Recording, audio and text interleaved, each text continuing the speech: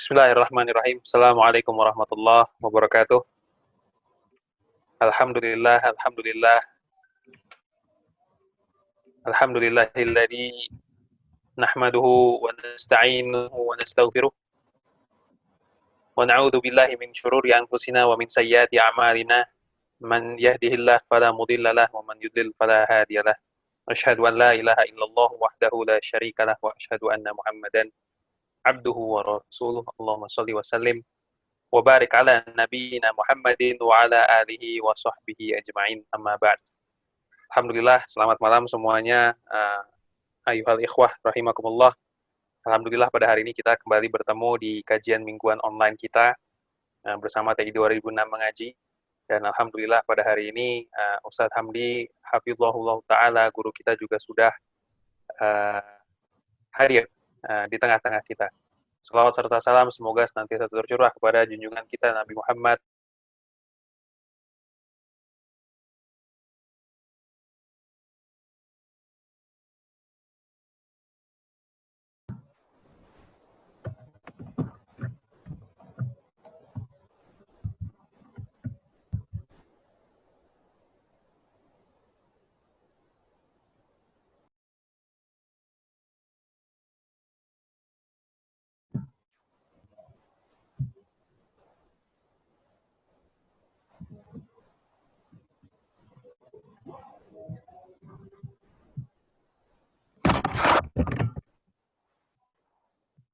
Baik, afwan, tadi ada audio masalah.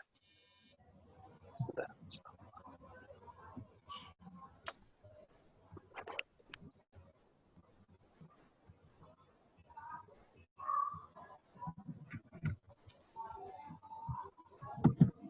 Afwan, kedengeran suara anak? Ya, kedengeran sekarang. Alhamdulillah. Ya, jadi pada hari ini sebagaimana yang tadi sudah diumumkan, kita akan masuk ke kajian tematik dengan tema sikap seorang muslim ketika Rasulullah Shallallahu Alaihi Wasallam dihina. Dan kita tahu persis memang dalam beberapa hari belakangan ini topik ini cukup hangat gitu ya di tengah-tengah masyarakat muslim secara umum, di mana memang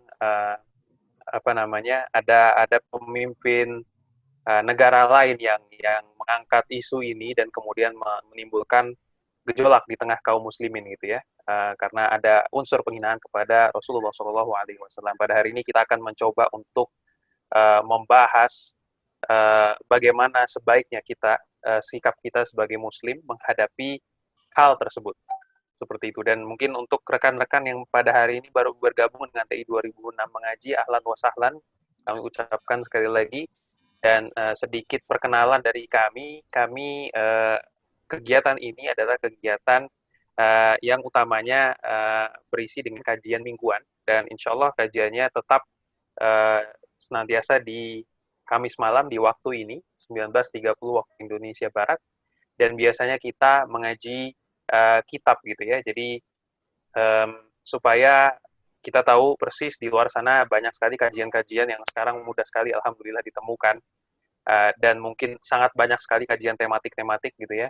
Dan kita ingin di forum ini kita belajar Islam lebih terstruktur. Kita mulai dari dasar, yaitu kebanyakan kita akan ngomong masalah akidah di sana dan seterusnya, sehingga kita memakai metode di mana Ustadz Hamdi hafizahullah taala akan membimbing kita untuk mengkaji sebuah kitab. Dan kitab yang saat ini sudah kita bahas kemarin adalah Qawaidul Arba', dan kita sekarang sedang masuk ke Ushul Tsalatsah, kitab-kitab yang terkait dengan tauhid. Dan mudah-mudahan rekan-rekan yang baru hadir pada hari ini bisa berlanjut untuk bisa ngaji terus dengan kita di kesempatan-kesempatan berikutnya.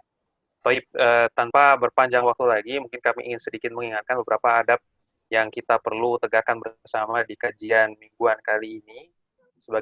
Sebagaimana biasa, ini adalah kajian yang kita akan bahas ilmu agama di sini, sehingga mudah-mudahan rekan-rekan semua bisa menjaga sikap, kemudian secara umum menyimak apa yang disampaikan oleh Ustadz yang nanti akan di-sharing ke kita. Kemudian karena ini online juga, mohon untuk bisa menjaga agar audionya di-mute saja, audionya di-mute, sampai kemudian nanti masuk ke Q&A, sesi tanya jawab, nanti kemudian bisa dibuka audionya, bisa nanti pertanyaan dan jawabnya insya Allah akan kita buka, dan pertanyaan bisa disampaikan lewat chatting maupun lewat langsung, lewat berinteraksi dengan Ustadz. Kemudian video bagi para ikhwan, bagi para pria, silahkan untuk bisa membuka videonya sehingga kita bisa bertatap muka. Jadi walaupun online mudah-mudahan bisa hangat gitu ya, bisa berinteraksi juga dengan Ustadz secara langsung. Kita juga ingin mengingatkan yang pertama sekali sebenarnya adalah niat. Mudah-mudahan kita semua bisa menjaga niat kita semua di sini. Ini adalah ilmu agama, dan menuntut ilmu adalah suatu amal soleh yang luar biasa mulia. Tentunya amal soleh ini hanya akan bermakna jika kita benar-benar bisa meluruskan niat kita. Mudah-mudahan niat kita benar-benar bisa terjaga mencari ridho Allah Subhanahu wa Ta'ala pada akhirnya. Dan jangan lupa juga mungkin rekan-rekan untuk bisa sebisa mungkin mencatat, karena apa yang di-sharing pada malam ini adalah ilmu yang ilmu agama gitu ya. Kita berpayah-payah dulu zaman sekolah, mungkin ada yang masih sekolah, berpayah-payah untuk bisa mencatat, kemudian membaca buku referensi dan sebagainya. Itu hanya untuk mungkin kebanyakan perkara dunia atau ilmu dunia. Nah, sekarang ilmu agama gitu kan, mudah-mudahan kita bisa menunjukkan kesungguhan yang jauh lebih besar daripada itu. Taib, mari kita segera masuk ke sesi utamanya, yaitu kajian yang akan disampaikan oleh Ustadz kita Hamdi Hafizahullah Ta'ala. Ya, tafadhol mashkura Ustadz. Bismillahirrahmanirrahim. Assalamualaikum warahmatullahi wabarakatuh. Wassalamualaikum warahmatullahi wabarakatuh. Alhamdulillah, wassalatu wassalamu ala rasulillah wa ala alihi wa ashabihi wa mawalah, wa la hawla wa la quwata illa billah, amma ba'd. Para hadirin dan hadirat yang dimuliakan Allah Subhanahu wa Ta'ala, kita bersyukur kepada Allah Azza wa Jalla yang telah memberikan kepada kita semua banyak kenikmatan, sehingga pada kesempatan kali ini kembali kita dipertemukan oleh Allah Subhanahu wa Ta'ala di atas kebaikan, itu dalam rangka sama-sama belajar, mendalami ilmu agama, mendalami ayat-ayat Al-Quran dan hadis-hadis Nabi Shallallahu Alaihi Wasallam, serta pemahaman para sahabat dan para ulama terdahulu. Sebagaimana yang sudah diketahui bersama bahwa judul dari kajian pada kesempatan kali ini adalah sikap seorang Muslim ketika Rasulullah Shallallahu Alaihi Wasallam dihina. Kita mendengar ya beberapa minggu yang lalu bahwa Presiden Prancis ya membela seseorang yang membuat karikatur tentang Rasulullah Shallallahu Alaihi Wasallam, yang dimaksudkan untuk menghina Rasul Shallallahu Alaihi Wasallam. Maka kemudian marahlah seluruh kaum muslimin tanpa terkecuali, semuanya marah, semuanya meluapkan kemarahannya. Ya, sampai-sampai Presiden Prancis ini dia membuat satu cuitan di Twitter, ya, dia nge-tweet pakai bahasa Arab. Tentu bisa bayangkan. Dan isinya adalah bahwa dia nggak akan mundur dari sikap ini, ya, dia akan tetap membela kebebasan berbicara, berekspresi, itu yang dia katakan. Jadi dia akan membela orang yang menyuarakan isi hatinya. Ya, maksudnya adalah si pembuat karikatur Rasulullah Shallallahu Alaihi Wasallam. Ya.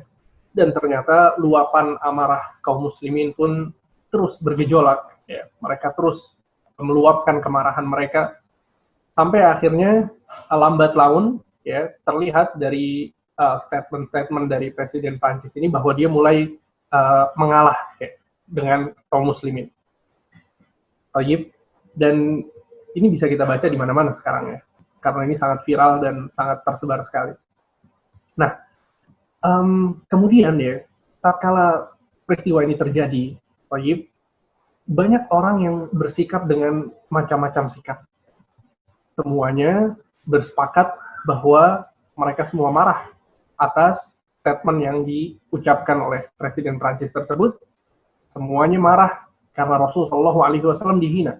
Dan ini adalah poin yang sangat baik, bagaimana nanti akan kita sebutkan. Akan tapi di sini ya kita akan mengkaji apa saja sebetulnya yang diarahkan oleh para ulama tentang perihal masalah seperti ini. Maka pada kesempatan kali ini, ya, di kajian kali ini, Ana akan membahas 7 poin pembahasan ya, yang akan merangkum maksud dari kajian ini. Ya, poin pertama adalah diutusnya Nabi Muhammad Shallallahu Alaihi Wasallam adalah nikmat yang besar. Kemudian yang poin kedua, ketika Nabi diutus, maka akan selalu ada pembela dan pencela. Kemudian poin yang ketiga, menghina Rasulullah Shallallahu Alaihi Wasallam adalah kekufuran yang parah. Poin yang keempat, menghina Rasulullah Shallallahu Alaihi Wasallam pasti akan menyakiti perasaan setiap Muslim. Poin yang kelima, apa yang harus kita lakukan ketika ada yang menghina Rasulullah Shallallahu Alaihi Wasallam. Poin yang keenam, yakinlah dengan 2 hal saat ada yang menghina Nabi Shallallahu Alaihi Wasallam. Kemudian yang ketujuh adalah wajibkah kita memboikot mereka secara ekonomi. Ini adalah 7 poin pembahasan yang semoga ketika kita membahasnya kita bisa paham betul tentang permasalahan ini. Yang pertama adalah bahwa diutusnya Nabi Muhammad SAW adalah nikmat yang besar. Ya ikhwan, antum silahkan bayangkan nikmat apa saja yang antum dapatkan sekarang. Antum punya harta, ya. Sebagian kita punya harta yang sangat banyak, mungkin. Sebagian kita menikah, punya pasangan. Sebagian kita punya anak, sebagian kita punya keluarga, sebagian kita masih sehat sampai sekarang. Maka itu nikmat yang sering kali kita bersyukur. Ya, kita sangat mengidam-idamkan hal ini selalu ada pada diri kita. Maka ketahuilah, nikmat-nikmat yang kita rasakan itu semuanya nikmat yang sangat kerdil jika dibandingkan dengan nikmatnya keberadaan Rasulullah SAW.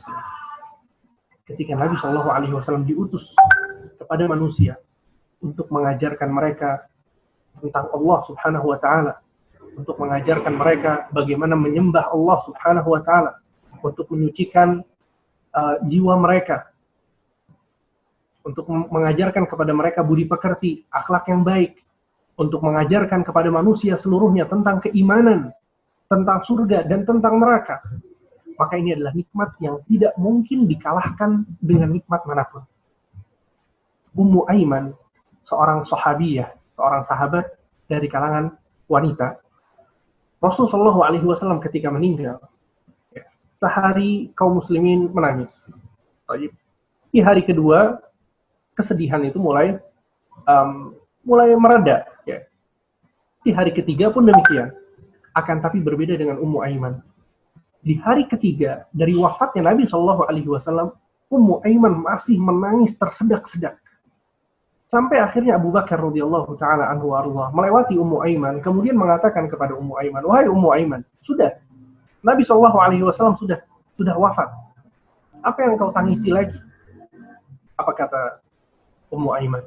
Kata Ummu Aiman, sesungguhnya aku nangis bukan karena Nabi SAW wafat, akan tapi aku menangis linqita'il wahyi, karena wahyu sudah terputus.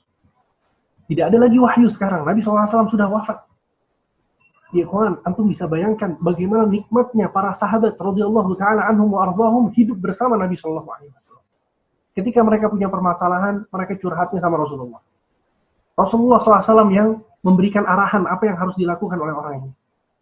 Kalau Nabi SAW tidak memiliki jawaban, Nabi SAW menunggu sampai Jibril datang kemudian mengkabarkan tentang ayat seperti apa Allah Subhanahu wa Ta'ala menghukumi orang yang curhat tadi. Sehingga kalau kita lihat di dalam Al-Quran, banyak sekali permasalahan-permasalahan yang dilalui oleh para sahabat, yang mereka curhat kepada Rasulullah, jawabannya adalah dari Allah Subhanahu wa Ta'ala. Sehingga keberadaan Nabi SAW adalah nikmat yang sangat besar. Tidak ada kenikmatan yang bisa mengalahkan diutusnya Rasulullah Muhammad bin Abdullah bin Abdul Muttalib salawatullahi wasalamuhu alaihi. Allah Subhanahu wa Ta'ala berfirman dalam surat Al-Imran ayat 164. Allah Subhanahu wa Ta'ala berfirman dalam surat Al-Imran ayat 164. Laqad manna Allahu 'alal mu'minin idz ba'atsa fihim rasulan min anfusihim yatlu 'alaihim ayatihi wa yuzakkihim wa yu'allimuhumul kitaba wal hikmata wa in kanu min qablu lafi dhalalin mubin. Kata Allah Subhanahu wa taala yang artinya sungguh Allah telah memberikan karunia kepada orang-orang yang beriman. Sungguh Allah telah memberikan karunia, kenikmatan kepada orang-orang yang beriman. Ketika Allah mengutus di antara mereka seorang rasul. Ketika Allah mengutus di antara mereka seorang rasul dari golongan mereka sendiri. Nikmat ya. Dari kumpulan manusia diutus oleh Allah Subhanahu wa taala dari bangsa manusia. Apa yang dia lakukan? Yang membacakan kepada mereka ayat-ayat Allah, membersihkan jiwa mereka, dan mengajarkan kepada mereka Alkitab dan Al-Hikmah. Alkitab Al-Hikmah adalah Al-Quran dan Sunnah. Kemudian kata Allah Subhanahu wa ta'ala, dan sesungguhnya sebelum kedatangan Nabi itu, mereka adalah benar-benar dalam kesesatan yang nyata. Manusia dalam keadaan sesat. Manusia nggak tahu arahnya kemana. Kalau bukan Allah Subhanahu wa ta'ala mengutus seorang Rasul yang memberikan kepada mereka penjelasan tentang jalan yang benar dan jalan yang salah, kemana jalan menuju surga, kemana jalan menuju neraka, agar kita berhati-hati. Dan banyak ayat yang berbicara tentang hal ini. Di antaranya adalah ayat yang lain. Allah Subhanahu wa ta'ala berfirman di dalam surat Al-Fath ayat 28. Huwa alladhi arsala rasulahu bil huda wa dinil haq liyudhhirahu 'ala ad-din kullih wa kafa billahi syahida. Dialah Allah yang mengutus rasulnya dengan membawa petunjuk dan agama yang benar. Allah Subhanahu wa ta'ala ingin memenangkannya di atas agama-agama yang lain. Dan cukuplah Allah sebagai saksi tentang hal tersebut. Sehingga kenikmatan diutusnya Rasulullah adalah kenikmatan yang terbesar, yang tidak mungkin digantikan dengan kenikmatan yang lain. Bahkan Nabi Muhammad SAW ketika beliau mengemban risalah ini, mengemban kewajiban dari Allah Subhanahu wa ta'ala untuk menyampaikan risalah, untuk menyampaikan ayat-ayat Allah Subhanahu wa ta'ala, untuk memberikan petunjuk kepada manusia, Rasul sallallahu alaihi wasallam melakukannya dengan sempurna. Tidak ada kekurangan sama sekali dalam penyampaian risalah yang dilakukan oleh Rasulullah sallallahu alaihi wasallam. Tidak ada kekurangan. Bahkan para ulama sepakat bahwa Rasul sallallahu alaihi wasallam adalah orang yang maksum, orang yang terjaga dari kesalahan. Sedikit pun kesalahan tersebut, khususnya tentang apa? Tentang risalah, tentang penyampaian. Semua kebaikan sudah disampaikan oleh Rasulullah SAW. Semua keburukan yang harus kita hindari sudah disampaikan oleh Rasulullah SAW. Karena tidak ada orang yang lebih bersemangat untuk menyampaikan dakwah daripada Rasulullah SAW. Oleh karena itu dalam surat Al-Kahfi misalnya dalam ayat yang ke-6, Allah Subhanahu wa taala berfirman, فَلَعَلَّكَ بَاخِعٌ نَفْسَكَ عَلَى آثَارِهِمْ إِنْ لَمْ يُؤْمِنُوا بِهَذَا الْحَدِيثِ أَسَفًا. Wahai Muhammad, apakah engkau akan membinasakan dirimu karena sedih ketika melihat orang-orang berpaling darimu dan tidak mau beriman kepada Al-Quran? Itu bayangkan. Ya. Jadi di antara bentuk semangatnya Nabi SAW dalam menyampaikan dakwah adalah ketika Nabi SAW menyampaikan dakwah ini, kemudian ada orang yang menolak, yang berpaling, yang tidak mau beriman kepada Al-Quran, Nabi SAW sedih. Sedih, yang betul-betul sedih ya kawan. Sampai sama Allah Subhanahu wa ta'ala digambarkan kesedihan Nabi, itu Allah mengatakan, فَلَعَلَّكَ بَاخِعٌ نَفْسَكَ. Seakan-akan engkau akan membinasakan dirimu, wahai Muhammad. Jadi kesedihan Nabi itu sampai berlebihan, katakanlah begitu. Sampai Allah Subhanahu wa ta'ala menegurnya. Kita lihat bagaimana semangatnya Nabi, bagaimana kebaikan Nabi Muhammad SAW kepada kita semua, kepada umatnya. Ketika dia menyampaikan petunjuk, menyampaikan kebaikan ini dengan sangat bersemangat dan bersedih ketika ada orang yang tidak mau mengikuti hidayah ini. Ya, dalam ayat lain, surat Asy-Syura ayat 3, Allah Subhanahu wa ta'ala berfirman, لَعَلَّكَ بَاخِعٌ نَفْسَكَ أَلَّا يَكُونُوا مُؤْمِنِينَ. Wahai Muhammad, bisa jadi engkau akan membinasakan dirimu karena mereka tidak beriman. Jadi orang-orang kafir Quraisy, mereka nggak mau beriman, Nabi sedih sampai seakan-akan mau membinasakan dirinya sendiri. Dalam ayat lain, surat Fatir ayat 8, Allah Subhanahu wa taala berfirman, "Fala tazhab nafsuka 'alaihim hasarat." Wahai Muhammad, janganlah engkau binasakan dirimu dengan bersedih-sedih karena mereka tidak mau beriman. Ya. Sehingga ini adalah ayat-ayat yang menjelaskan kepada kita betapa Nabi Shallallahu Alaihi Wasallam menginginkan kebaikan untuk kita. Bahkan dalam surat At-Taubah ayat 128, dan ini adalah ayat yang paling agung yang menjelaskan tentang hal ini. Allah Subhanahu wa taala berfirman, "Laqad ja'akum rasulun min anfusikum, azizun 'alaihi ma 'anittum, harisun 'alaikum bil mu'minina raufur rahim." Kata Allah Subhanahu wa taala, yang artinya sungguh telah datang kepada kalian seorang rasul dari bangsa kalian sendiri. Sungguh telah datang kepada kalian seorang rasul dari bangsa kalian sendiri. Azizun 'alaihi ma 'anittum. Terasa berat baginya penderitaan kalian. Terasa berat baginya penderitaan kalian. Umat yang menderita, tapi Nabi SAW yang merasa berat. Ini sifat yang Allah Subhanahu wa taala jelaskan tentang pribadi Nabi Muhammad sallallahu alaihi wasallam. Harisun 'alaikum. Kata Allah, sifat yang kedua adalah sangat menginginkan kebaikan untuk kalian. Sangat menginginkan kebaikan untuk kalian. Dalam hadis lain, dalam sebuah hadis Nabi SAW berkisah bahwa nanti di hari kiamat kelak, ketika orang-orang itu melewati sirat, satu jembatan yang diletakkan di atas neraka jahanam. Orang yang melewatinya dia akan selamat dan masuk surga. Akan tapi ada orang-orang yang akan terpleset kemudian jatuh ke dalam neraka jahanam. Ketika manusia itu melewati jembatan tadi, as-sirat, Rasul sallallahu alaihi wasallam mengatakan, "Allahumma sallim sallim." Ya Allah, selamatkan, selamatkan ya Allah. Maksudnya adalah selamatkan umatku. Jangan sampai mereka terpleset jatuh ke dalam neraka jahanam. Kita lihat betapa Nabi SAW itu semangat menginginkan kebaikan bagi kita semua. Ini sifat yang kedua yang disebutkan oleh Allah Subhanahu wa taala dalam surat At-Taubah ayat 128. Kemudian kata Allah Azza wa Jalla, "Bil mu'minina raufur rahim." Dan beliau Nabi sallallahu alaihi wasallam amat peduli dan sayang terhadap orang-orang yang beriman. Sehingga ini adalah tiga sifat yang agung yang Allah Subhanahu wa taala sebutkan dalam satu ayat tentang Rasulullah sallallahu alaihi wasallam. Yang pertama, terasa berat baginya penderitaan kalian. Yang kedua, sangat menginginkan kebaikan bagi kalian. Dan yang ketiga, amat peduli dan sayang terhadap orang-orang yang beriman.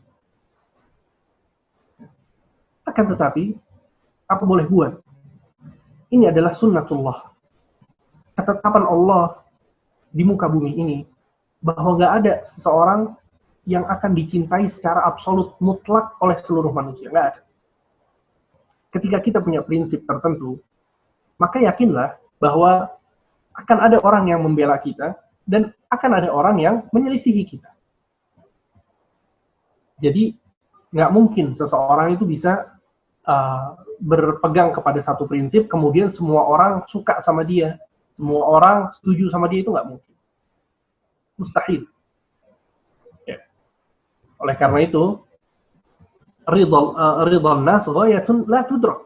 Ada pepatah Arab yang mengatakan ridha manusia adalah suatu hal yang tidak mungkin dicapai. Wa ridha Allah ghayatun la tudrak. Dan ridha Allah adalah suatu hal yang tidak mungkin ditinggalkan. Jadi nggak mungkin kita bisa mendapatkan cinta manusia seluruhnya. Ya, jadi sebagian ikhwan mungkin atau akhwat, dia pengen istiqomah di atas agama, ya, tapi di satu sisi dia pengen semua orang nyaman sama dia. Baik, ini adalah sesuatu yang baik dan satu hal yang perlu ditempuh gitu ya. Kita gunakan akhlak kita yang baik, kita dalami ilmu tentang interaksi sama orang seperti apa seharusnya, ya, agar kita baik, santun kepada semua orang.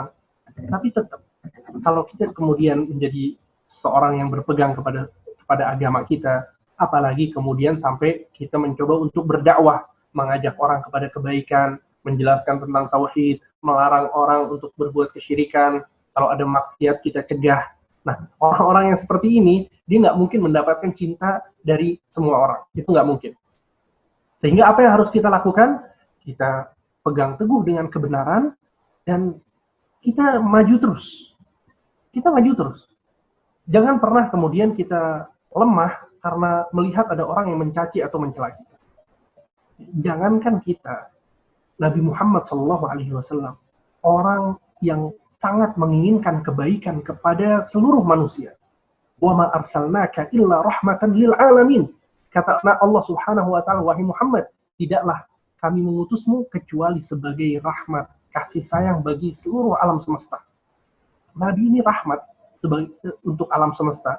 Akhlaknya mulia, ya, nggak ada cacat sama sekali dalam kepribadian Rasulullah SAW. Bahkan dalam sebelum Nabi SAW diutus menjadi Nabi dan Rasul, beliau dijuluki dengan apa? Al-Amin, orang yang terpercaya. Siapa yang menjulukinya? Yang menjulukinya adalah orang-orang kafir Quraisy yang ada di Makkah. Tentunya sebelum Nabi diutus. Ya. Sehingga ya, Nabi Muhammad, orang yang paling santun, orang yang paling baik, ternyata beliau dicela. Ternyata beliau dihina. Maka pembahasan Nabi SAW dihina atau dicela itu bukan pembahasan baru. Ini yang harus kita pahami bersama. Bahwa Presiden Prancis ini, dia orang yang sudah ketinggalan zaman. Abu Jahal dan Abu Lahab sudah mencela Nabi SAW lebih dahulu. Dan betapa banyak orang-orang yang mencela Rasulullah SAW. Maksudnya adalah dari musuh-musuh beliau dan musuh-musuh kita bersama. Orang-orang kafir yang tidak mau beriman kepada beliau. Ya. Oleh karena itu, Allah Subhanahu wa taala ketika melihat kondisi Nabi SAW sering dicela oleh orang-orang kafir Quraisy, apa yang Allah katakan kepada Nabi Muhammad untuk menghibur beliau? Allah mengatakan dalam surat Al-Anbiya ayat 41. Walaqad istuhzi'a bi rusulin min qablika. Wahai Muhammad, sungguh telah diperolok-olok rasul-rasul sebelum engkau datang. Jadi Nabi Nuh alaihi salam diperolok-olok. Nabi Lut alaihi salam juga demikian. Nabi Musa, Nabi Isa, bahkan banyak di antara nabi-nabi bukan cuma diperolok, akan tapi dibunuh oleh kaumnya sendiri. Orang-orang Bani Israel adalah yang paling terkenal permusuhan mereka dengan rasul-rasul dan para nabi. Betapa banyak para nabi dan rasul yang dibunuh oleh mereka. Ya, ini bukan berarti kemudian sosok nabi itu nggak sempurna. Tidak, mereka adalah orang yang paling sempurna dalam menyampaikan kebaikan. Akan tapi itulah sunnatullah dalam dunia ini. Nggak ada orang yang berprinsip dengan kebaikan kemudian semua orang mencintainya, nggak ada. Kemudian dalam surat yang lain, surat Al-Hijr ayat 6, Allah Subhanahu wa taala menceritakan bagaimana orang-orang kafir Quraisy itu mencela Rasulullah SAW. Kata Allah, wa qalu ya ayyuhalladzi nuzzila alaihi dzikru innaka lamajnun. Mereka berkata, maksudnya orang-orang kafir, wahai orang yang diturunkan Al-Qur'an, innaka lamajnun, sesungguhnya engkau benar-benar orang yang gila. Antum bayangkan, Nabi Muhammad dibilang engkau benar-benar orang gila. Ini dalam surat Al-Hijr ayat 6, Allah bercerita tentang hal ini. Kemudian dalam surat Shad ayat 4, Allah Subhanahu wa taala berfirman, wa ajibu an ja'ahum mundzirun minhum wa qala al-kafiruna hadza sahirun kadzdzab. Dan mereka heran karena mereka kedatangan seseorang yang memberikan peringatan. Ya, maksudnya adalah Rasulullah SAW dari kalangan mereka sendiri. Dan orang-orang kafir pun berkata, hadza sahirun kadzdzab. Sesungguhnya ini adalah ahli sihir yang sering berdusta. Ini adalah ahli sihir tukang bohong. Nabi dikatakan demikian oleh orang-orang yang kafir. Dalam surat Shad ayat yang keempat. Ya. Kemudian dalam surat Asy-Syu'ara ayat 35, 36. Allah Subhanahu wa taala berfirman, "Innahum kanu idza qila lahum la ilaha illallah yastakbirun." Sesungguhnya mereka apabila dikatakan kepada mereka la ilaha illallah, tiada Tuhan yang berhak disembah kecuali Allah, mereka menyombongkan diri. Wa yaquluna inna latariku alihatina li syairin majnun. Mereka pun mengatakan, apakah kami harus meninggalkan sesembahan-sesembahan kami karena seorang tukang syair yang gila? Ya, antum bisa lihat bagaimana Allah Subhanahu wa taala menyebutkan contoh dari cacian ya orang-orang kafir Quraisy di banyak ayat. Ya, ini pasti ada pelajaran besar di balik itu. Ya, karena ketika Allah Subhanahu wa taala menyebutkannya di dalam Al-Qur'an, berarti ada pelajaran besar di situ. Ya. Dan pelajarannya adalah bahwa inilah kebiasaan orang-orang kafir. Orang-orang kafir mereka tidak ridho dengan Islam. Mereka tidak ridho dengan tauhid. Maka mereka akan melakukan apapun agar bisa menjatuhkan kaum muslimin. Padahal itu adalah muhawalah ya'isah, ya. Suatu perbuatan yang dilakukan akan tapi sia-sia. Ya. Itu tidak akan menambahkan kaum muslimin kecuali kekuatan. Tidak akan menambahkan kaum muslimin kecuali keimanan mereka kepada Rasulullah Shallallahu Alaihi Wasallam. Dan dalam surat Al-Furqan ayat 31 juga Allah Subhanahu wa taala berfirman, "Wa kadzalika ja'alna likulli nabiyyin aduwan minal mujrimin." Ya, dan seperti itulah telah kami jadikan bagi setiap nabi musuh dari orang-orang yang suka berbuat dosa. Kata Allah apa? Dan seperti itulah, demikianlah kami telah menjadikan setiap nabi, ya, bagi setiap nabi musuh dari orang-orang yang suka berbuat dosa. Jadi setiap nabi itu ada musuhnya. Setiap orang yang berusaha untuk menyuarakan kebaikan, menyuarakan tauhid, menyuarakan sunnah, ya, mewanti orang-orang agar tidak terjatuh kepada kesyirikan, tidak terjatuh ke dalam bid'ah, tidak terjatuh ke dalam maksiat, tidak terjatuh ke dalam pelanggaran syariat, maka pasti ada orang-orang yang memusuhinya. Bahkan Allah Subhanahu wa taala berfirman dalam surat Az-Zariyat ayat 53, kata Allah Subhanahu wa taala, "Atawasaw bih bal hum qaumun taghun." Apakah mereka saling berpesan tentang apa yang dikatakan oleh mereka? Apa maksudnya? Kata para ahli tafsir, Allah Subhanahu wa taala di sini mau menjelaskan kepada kita bahwa setiap nabi pasti diejek, diolok-olok, dihina dengan kata-kata yang sama.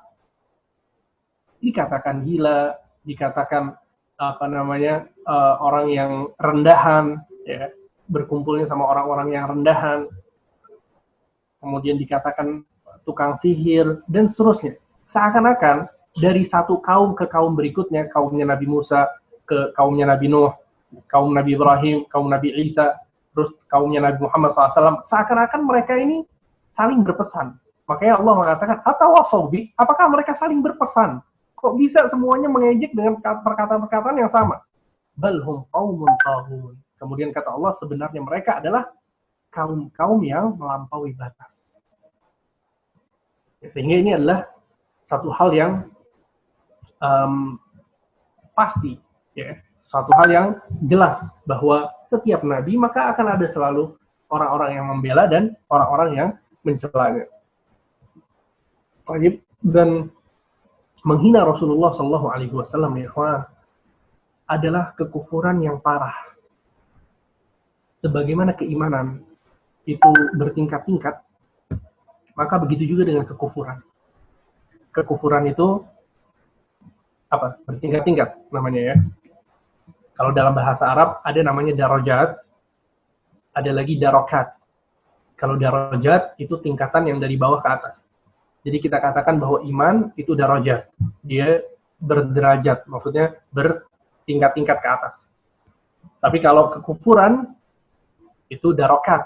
Apa itu darokat? Darokat itu bertingkat-tingkat akan tapi dari bawah ke semakin bawah. Itu namanya darokat. Ya, maksudnya adalah bahwa kekufuran itu tidak sama. Ya. Ada seseorang yang kafir. Ada orang yang kafirnya luar biasa. Ada orang yang kafirnya luar biasa dan memerangi kaum muslimin. Maka semakin banyak kekufuran yang dilakukannya, itu akan menjadi semakin parah. dan kekufuran menghina Rasul Shallallahu Alaihi Wasallam adalah kekufuran yang parah. Para ulama mengatakan bahwa kekufuran menghina Rasul adalah al-kufrul ghalidh, kekufuran yang sangat parah, yang berat sekali bobotnya. Bahkan ya terkadang kekufuran menghina Nabi ini tidak berbeda dengan kekufuran yang lainnya. Contoh misalnya ada sebagian orang misalnya berdoa kepada orang yang sudah meninggal. Baik, bisa jadi ada takwil di situ, bisa jadi ada syubhat di situ. Ya. Paham antum syubhat ya? Maksudnya bisa jadi ada sesuatu pemahaman yang samar, yang dia nggak tahu, dia pikir ini adalah mendekatkan diri dia kepada Allah. Baik. Akan tapi kalau menghina Rasul, itu apa syubhatnya? Paham ya? Apa dalilnya, atau jangan dalil, apa alasannya? Menghina Rasul itu kenapa? Nggak ada syubhat sama sekali. Oleh karena itu Syekh Shalih Al-Fauzan, hafizahullah ta'ala ketika ditanya, ya Syekh, bagaimana hukum orang yang menghina Nabi? Apakah dikafirkan secara langsung atau seperti apa? Maka Syekh mengatakan kalau dia adalah orang yang berakal, bukan orang gila, orang yang berakal. Ketika dia mengucapkan hal tersebut, maka dia kafir. Karena nggak ada, maksudnya alasan apa lagi gitu loh. Ketika dia mencela Nabi SAW, mencaci Nabi SAW, mengatakan bahwa Nabi seperti ini, Nabi seperti itu. Atau apalagi kayak yang dilakukan oleh salah seorang dosen itu yang di Prancis, dia bikin gambar karikatur tentang Rasul SAW. Ya, maka ini adalah kekufuran yang parah. Pernah suatu hari Nabi SAW sedang melakukan perjalanan ke Tabuk untuk melakukan perang Tabuk. Tabuk ini sangat jauh dari Madinah, mungkin sekitar berapa 1000 kilo mungkin, sangat jauh. Apalagi dahulu belum ada transportasi seperti sekarang, ya. Zaman dahulu pakai kuda atau pakai unta, sehingga sebagian orang yang ikut berperang itu, sebagian mereka ada yang bercanda-canda, kemudian dalam candaannya itu mereka mengatakan, ma ra'aitu mithla qurra'ina al-yawm. Sesungguhnya kita tidak pernah melihat orang-orang ya seperti orang-orang yang suka membaca Al-Qur'an ini, para penghafal Al-Qur'an. Maksudnya sahabat-sahabat Nabi. Kanu arghabu butunan wala ajbuna indal liqa. Sesungguhnya mereka adalah orang yang rakus kalau makan. Ya, kalau makan rakus, tapi kalau bertemu musuh dalam peperangan mereka pengecut. Baik. Ini mereka bercanda dalam rangka menyegarkan suasana karena perjalanannya jauh. Baik. Maka ada seorang sahabat yang mendengar perkataan ini kemudian mengatakan, sungguh aku akan kabarkan apa yang kalian katakan ini kepada Rasul Sallallahu Alaihi Wasallam. Akhirnya diberitahukan kepada Rasul Sallallahu Alaihi Wasallam. Rasul Sallallahu Alaihi Wasallam diberitahukan, maka turunlah ayat apa? Kemudian Nabi SAW memanggil mereka. Nabi SAW menghardik mereka, marah kepada mereka. Apa yang mereka katakan? Innama kunna nakhudu wa nal'ab. Wahai Rasul, sesungguhnya kami itu lagi bercanda. Kita nggak serius menghina para penghafal Al-Quran, menghina sahabat-sahabat Rasulullah itu. Kita nggak serius. Kita bercanda, cuma bercanda. Allah Subhanahu Wa Taala menurunkan surat At-Taubah. Suatu ayat di surat At-Taubah. Apa bunyinya? Kata Allah Subhanahu Wa Taala, untuk perhatikan baik-baik. Ya. Ini ayat adalah dalil yang menjelaskan tentang haramnya menghina agama walaupun bercanda. Allah berfirman, "Wala in sa'altahum, wahai Muhammad, kalau engkau bertanya kepada mereka, la yaqulunna innama kunna nakhudu wa nal'ab." Kalau engkau bertanya kepada mereka, mereka akan mengatakan, sesungguhnya kami hanya bercanda dan bermain. Qul, katakanlah, abillahi wa ayatihi wa rasulihi kuntum tastahzi'un. Katakanlah, wahai Muhammad, kepada mereka, apakah Allah, ayat-ayatnya, dan Rasulnya yang kalian jadikan bahan bercanda? La ta'tadiru. Jangan kalian membuat alasan. Qad kafartum ba'da imanikum. Sungguh kalian telah kufur setelah kalian beriman. Untuk bayangkan, sungguh kalian telah kufur setelah kalian beriman. Ya, maka orang-orang ini terus mengatakan kepada Nabi, wahai Rasul, sesungguhnya kami ini bercanda. Nabi SAW terus mengatakan, la ta'tadiru. Ya, membaca ayat ini. Jangan kalian membuat alasan, qad kafartum ba'da imanikum. Kalian telah kufur setelah kalian beriman. Jadi kebebasan berekspresi itu bukan alasan untuk menghina Rasulullah. Stand up comedy itu bukan alasan untuk menghina agama, bukan. Apapun bentuknya, kalau itu adalah penghinaan, maka itu tetap penghinaan. Dan kita sekarang berbicara dalam koridor agama ya. Ya, karena sekarang bicara sama antum yang semuanya meyakini bahwa sumber kita adalah Al-Quran dan Sunnah. Sehingga penjelasannya adalah seperti ini.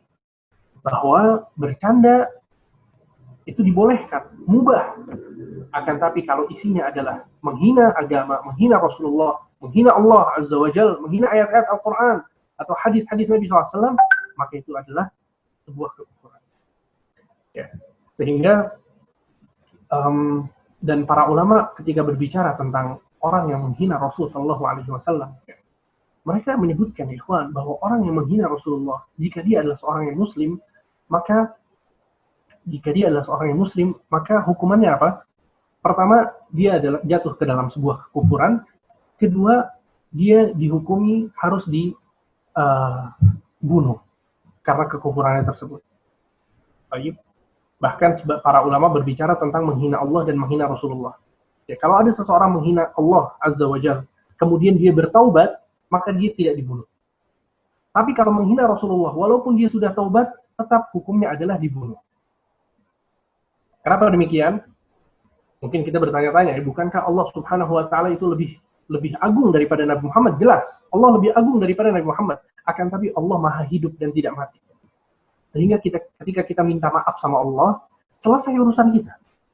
Tapi Nabi Muhammad SAW sudah wafat. Kita nggak mungkin sekarang minta ridho kepada Nabi Muhammad SAW. Sehingga hukumannya adalah dibunuh. Dan ini disebutkan oleh banyak ulama. Silakan antum search, antum cari hukum tentang masalah ini. Hukumnya adalah seperti itu. Sehingga itu jika orang tersebut muslim. Jika orang tersebut adalah orang yang kafir, sebagaimana yang terjadi pada belakangan ini, maka dia telah terjatuh ke dalam kekufuran di atas kekufuran.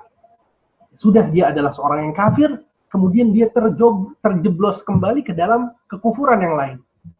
Dan itu adalah sebuah kekufuran di atas kekufuran. Ya, maka bagaimana yang tadi Anda sebutkan, sebagaimana keimanan itu ada tingkatannya, maka kekufuran juga ada tingkatan. Ada seorang yang kufurnya biasa, ada seorang yang kufurnya parah. Dan yang menghina Rasulullah SAW adalah yang kufurnya parah. Antum lihat Abu Lahab. Ketika Nabi SAW diperintahkan oleh Allah Subhanahu wa Ta'ala untuk menyeru orang-orang Quraisy kepada Islam, Nabi SAW naik ke Gunung Safa.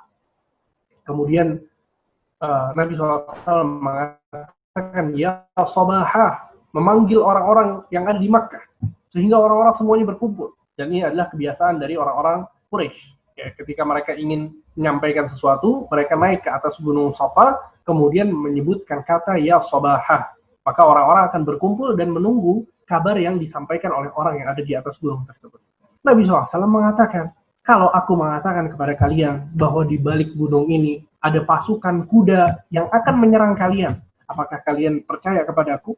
Mereka semua mengatakan, ma jarrabna 'alaika kadziban. Wahai Muhammad, kami tidak pernah melihat engkau berbohong sama sekali.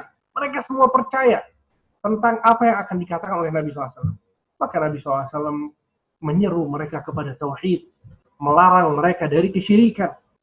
Nabi SAW mengatakan, sungguhnya setelah ini akan ada azab yang pedih. Maksudnya bagi orang-orang yang tidak mau mengikuti jalan Nabi Muhammad SAW. Nabi SAW mendeklarasikan kenabian dan kerasulannya di situ. Apa kata Abu Lahab? Tabban laka sa'iral yawm, alihada jama'tana. Wahai Muhammad, celaka engkau. Celaka engkau. Alihada jama'tana, apakah untuk ini engkau mengumpulkan kami? Kemudian Allah Subhanahu wa Ta'ala menurunkan surat apa? Al-Lahab.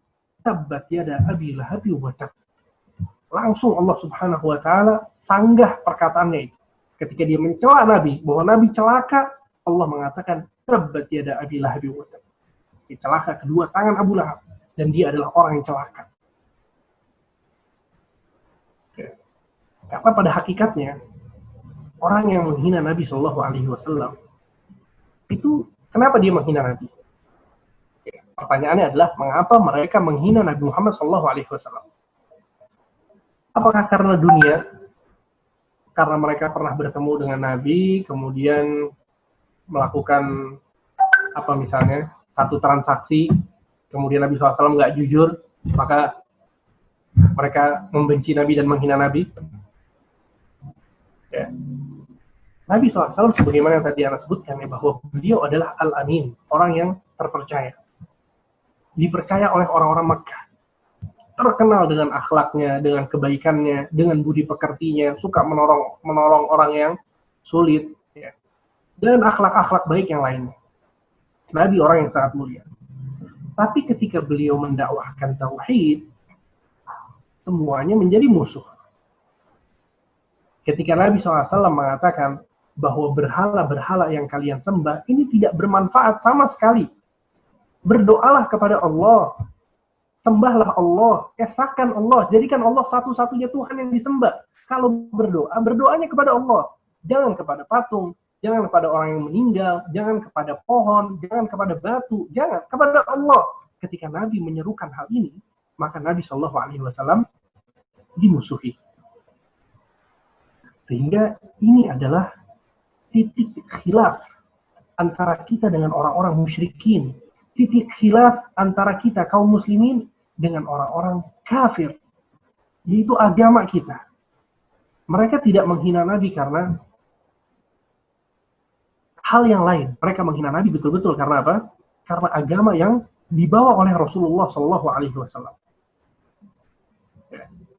Oleh karena itu, dalam sebuah ayat ya Allah Subhanahu Wa Taala berfirman, dan ini adalah dalil yang menjelaskan bahwa orang-orang kafir sebetulnya bukan menghina sosok Nabi, tapi mereka menghina Nabi ingin karena apa? Karena Nabi membawa Islam, karena Nabi membawa risalah dari Allah Subhanahu Wa Taala. Allah berfirman dalam surat Al-An'am ayat 33. Al-An'am ayat 33.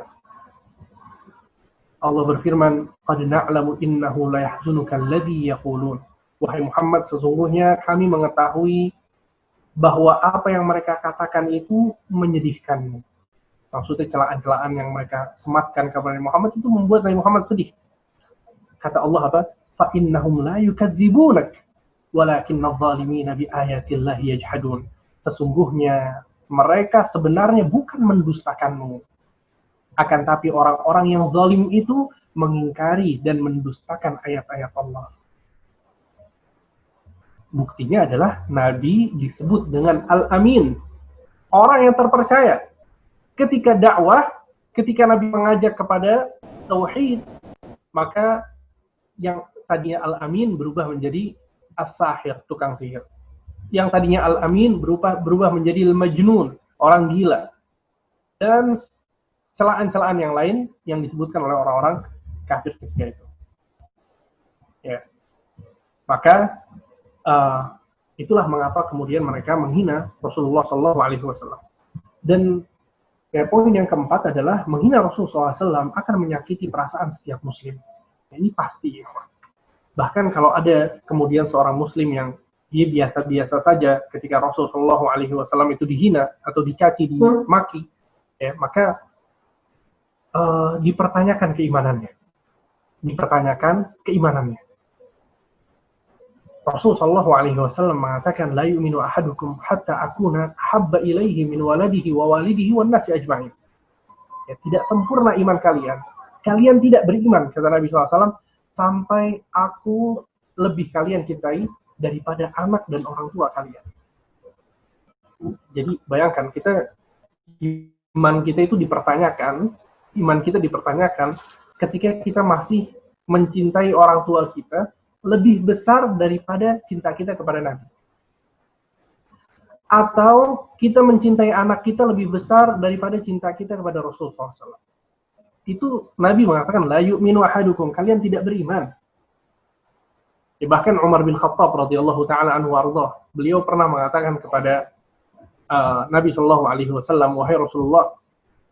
wahai Rasulullah, sesungguhnya aku mencintaimu lebih besar dari segala sesuatu.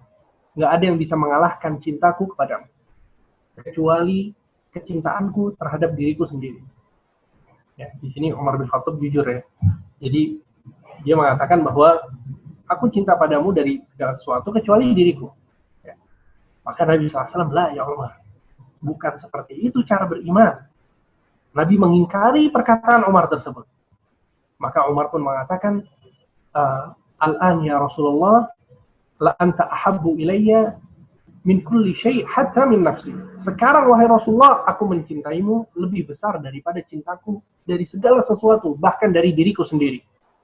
Maka Rasulullah SAW mengatakan, Al-ana ya Umar, sekarang wahai Umar, baru imanmu sempurna. Sehingga ini adalah kecintaan yang kita pelajari ya. Kita berusaha, kemudian ketika ada perintah dari Rasul, kemudian bertentangan dengan kemaslahatan diri kita, baik, maka kita lebih kedepankan perintah Rasul. Mungkin sebagian dari kita punya pekerjaannya ada yang diharamkan sama Rasul, akhirnya dia rela untuk nggak mengambil pekerjaan tersebut, padahal menghasilkan. Karena apa? Karena dia memilih Rasul Shallallahu Alaihi Wasallam, dan ini adalah bentuk cinta dia kepada Rasul SAW. Antum bayangkan,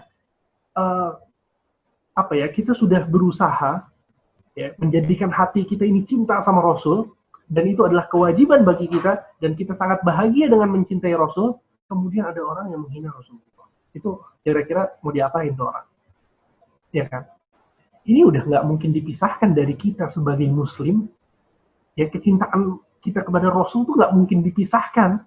Ya, dari hati kita sebagai Muslim nggak mungkin, mustahil ya. Allah, kita mendengar nama Muhammad saja kita ya berbunga-bunga hati kita. Ya akhi, di dalam azan kita mendengar Nabi Muhammad. Ketika kita bertasyahud, kita menyebutkan Nabi Muhammad berkali-kali. Asyhadu an la ilaha illallah wa asyhadu anna Muhammadan abduhu wa rasul. Kemudian kita bersolawat kepada Nabi Muhammad setiap kali kita sholat. Allahumma salli ala Muhammad wa ala ali Muhammad kama sallaita ala Ibrahim wa ala Ibrahim, dan seterusnya. Ya, zikir pagi dan petang juga ada solawat di sana. Kita menyebutkan solawat kepada Nabi. Setiap hari Jumat, di antara amalan yang paling afdal adalah memperbanyak solawat. Kita bersolawat kepada Nabi SAW. Allahumma salli wa sallim ala Nabi Muhammad. Antum bayangkan, semua yang sudah kita lakukan ini, kemudian ketika ada orang yang mencaci Rasulullah, wallahi ya ikhwan, hati ini nggak mungkin diam. Nggak mungkin, mustahil. Mustahil hati ini diam. Sehingga sangat wajar sekali jika ada seorang Muslim yang sedih, yang dia marah ketika Nabi SAW dihina. Ini satu hal yang sangat wajar. Bahkan ini satu kewajiban, ya, bisa dibilang satu kewajiban. Karena nggak mungkin orang itu biasa-biasa saja kalau dia betul-betul mencintai Nabi SAW. Antum bisa bayangkan sekarang, kalau ada siapa, istri misalnya, atau suami, atau keluarga kita ada yang dicaci maki. Keluarga kita, ya orang tua kita misalnya dibikin karikatur penghinaan ditempel di gedung di Prancis. Ya, kita bakal benci orang tersebut, kita bakal benci teman-temannya, kita bakal semua yang bisa kita lakukan, akan kita lakukan untuk menunjukkan kebencian kita. Jadi, sehingga maksudnya adalah bahwa perasaan kita yang sakit, yang sedih, ya, yang marah, itu adalah sesuatu yang sangat wajar. Ya, ketika kita mencintai Nabi Muhammad lebih dari segala sesuatu, kemudian beliau dicela, maka sangat wajar jika kita marah. Tapi yang terpenting adalah kemarahan itu nggak bisa sembarangan. Kemarahan itu nggak bisa sembarangan. Kata Syekh Ibnu Utsaimin rahimahullah, al-'atifah, al-'awatif idza lam tuqayyad bil 'ilm sarat 'awasif. Ya, jadi dalam bahasa Arab itu ada atifah, ada asifah. Atifah itu artinya perasaan, asifah itu artinya badai. Kata Syekh Ibnu Utsaimin, atifah, perasaan, kalau tidak diikat dengan ilmu, maka dia akan menjadi asifah, akan menjadi badai. Maksudnya menghancurkan segala sesuatu. Ya, karena tanpa ilmu. Gitu kan. Maka sikap kita harus di atas ilmunya, ikhwan. Ini penting untuk diperhatikan. Jangan kemudian kemarahan kita ini kita luapkan tanpa ilmu. Jangan. Kita harus lihat seperti apa yang harus kita lakukan. Karena sebagian orang, kemarahannya ini membawa dirinya untuk membunuh orang yang mencela tersebut. Apalagi mendengar penjelasan yang tadi Anda sebutkan ya, bahwa orang yang mencela Nabi harus dibunuh. Anda lupa menyebutkan bahwa maksudnya adalah itu di bawah wewenang siapa? Pemerintah, wewenang waliul amr. Mereka yang berhak untuk menegakkan syariat Islam. Bukan perorangan atau individu kaum muslimin, bukan. Sama halnya dengan hukum-hukum Islam yang lain, seperti kalau orang berzina dan belum menikah, dia dicambuk 100 kali, kemudian diasingkan ke satu pulau atau satu tempat, maka ini yang melakukannya adalah waliul amr, pemerintah. Ya, kemudian kalau orang yang berzina ini, dia sudah menikah, maka hukumnya adalah dirajam, ya, dilempari batu sampai meninggal, dikubur hidup-hidup, hanya kepalanya saja yang muncul, kemudian dilempari batu sampai dia mati. Akan tapi sekali lagi hukum ini dilakukan oleh siapa? Oleh pemerintah. Begitu juga dengan orang yang mencela Nabi SAW. Betul, hukumannya adalah dia jatuh ke dalam kekufuran dan dia dibunuh. Akan tapi siapa yang melakukannya? Bukan individu kaum muslimin, bukan. Tapi harus di bawah wewenang pemerintah. Ya, karena kalau dibuka seperti itu, maka akan kacau dunia ini. Ya, maka apa yang harus kita lakukan ketika ada yang menghina Rasulullah SAW? Kewajiban kita semua adalah menolong Rasulullah SAW. Kita menolong beliau. Allah Subhanahu wa taala berfirman, "Inna arsalnaka syahidan wa mubasysyiran wa nadhira." Wahai Muhammad, sesungguhnya kami mengutusmu sebagai saksi, pembawa berita gembira dan pemberi peringatan. Ya. Kemudian kata Allah, "Litu'minu billah wa rasulihi." Agar kalian, wahai kaum muslimin, beriman kepada Allah dan Rasulnya. Wa tu'azziruhu wa tuwaqqiruhu wa tusabbihuhu bukratan wa asila. Agar kalian semua beriman kepada Allah dan Rasulnya. Menolong Rasulullah, mengagungkannya, dan bertasbih kepada Allah di waktu pagi dan di waktu petang. Ini adalah surat Al-Fath ayat 8 dan 9. Ayat ini menjelaskan bahwa kewajiban kaum muslimin apa? Beriman kepada Allah dan Rasul. Kemudian yang kedua apa? Menolong Rasulullah dan mengagungkannya. Menolong Rasulullah dan mengagungkannya. Maka bagaimana cara kita menolong Rasul Shallallahu Alaihi Wasallam? Yang paling pertama yang harus kita lakukan adalah kita mengikuti ajaran Rasulullah Shallallahu Alaihi Wasallam. Kita mengikuti sunnah beliau. Kita nggak keluar dari peraturan-peraturan Rasulullah Shallallahu Alaihi Wasallam. Itu adalah yang paling diharapkan oleh Rasul Shallallahu Alaihi Wasallam dari kita. Paham ya? Ini satu hal yang jangan sampai kabur dari pikiran kita. Bahwa menegakkan agama dengan benar, sesuai dengan tuntunan Rasulullah Shallallahu Alaihi Wasallam, ini adalah cara menolong Rasulullah SAW yang paling besar. Kita berjalan di atas sunnahnya. Kita menjauhi kesyirikan. Kita nggak berdoa meminta kepada orang-orang yang sudah meninggal. Kita nggak datang ke dukun. Kita nggak mau berbuat syirik sedikit pun. Ini adalah yang diharapkan oleh Rasul Sallallahu Alaihi Wasallam. Ini yang Rasul SAW inginkan dari kita. Allah Subhanahu Wa Taala berfirman, "In tansurullah yansurkum wa yutsabbit aqdamakum." Jika kalian menolong Allah, maka Allah akan menolong kalian. Kata para ulama, menolong Allah di sini maksudnya apa? Menolong agama Allah. Maka kalian akan diberikan pertolongan oleh Allah dan kaki kalian akan dikokohkan. Maksudnya di atas agama. Baik, ini adalah yang paling pertama. Ya, menolong Rasulullah dengan menegakkan syariatnya. Kemudian yang kedua adalah dengan melakukan amar ma'ruf dan nahi munkar. Dengan melakukan amar ma'ruf dan nahi munkar. Dan konsep amar ma'ruf nahi munkar ini berbeda dari setiap individu kaum muslimin. Sebagian kaum muslimin, dia adalah pemimpin. Dia adalah waliul amr. Dia memegang tampuk kekuasaan bagi masyarakat yang jumlahnya ada jutaan. Maka cara mengingkari orang yang seperti ini, yang memiliki kepemimpinan, berbeda dengan rakyat biasa. Ini penting untuk difahami. Kemudian dari rakyat biasa ini, mereka juga berbeda-beda. Ada di antara mereka yang berilmu, punya ilmu, ulama, para penuntut ilmu misalnya. Dan ada di antara mereka orang-orang yang awam, yang nggak punya ilmu sama sekali. maka kewajiban amar ma'ruf nahi mungkarnya juga berbeda-beda antara orang yang berilmu dengan orang yang tidak berilmu. Oleh karena itu, ya, banyak ulama yang berbicara secara spesifik tentang masalah ini, ya, tentang masalah ini yang lagi viral ini, bahwa kita nggak bisa, ya, menimpakan kewajiban pemerintah kepada perorangan, ya. Atau kita menimpakan yang harusnya punya ulama kemudian ditimpakan kepada orang biasa, nggak bisa. Kewajiban pemerintah berbeda dengan kewajiban kita sebagai rakyat biasa. Pemerintah, mereka punya kewajiban untuk menolong Nabi Muhammad SAW dengan kekuatan yang mereka miliki. Apa yang mereka bisa lakukan, mereka harus melakukannya. Ya. Kemudian para ulama, para penuntut ilmu, mereka punya kewajiban menyebarkan sunnahnya Nabi SAW, membela Nabi SAW, mengingatkan masyarakat tentang bahaya menghina Rasulullah SAW. Kita belajar tentang Rasulullah SAW. Ini tugasnya para ulama. Dan seorang yang tidak memiliki apa-apa, ya, dia nggak punya ilmu, dia nggak punya kekuasaan, maka dia harus bersabar sambil dia berdoa kepada Allah Subhanahu Wa Taala, ya, untuk mengalahkan orang tersebut dan menjadikan kaum muslimin selalu di atas orang-orang kafir. Maka ini adalah satu hal yang sangat penting untuk diperhatikan. Sehingga jika kemudian ditukar, ya, antara kewajiban pemerintah kemudian diletakkan kepada rakyat dan seterusnya, maka ini akan menjadi satu hal yang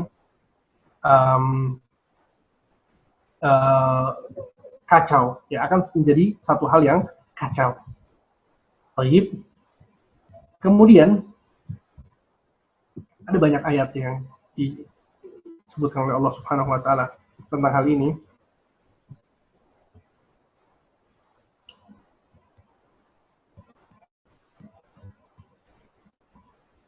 Baik. Ya, maka mengingkarinya sesuai dengan kapasitas masing-masing.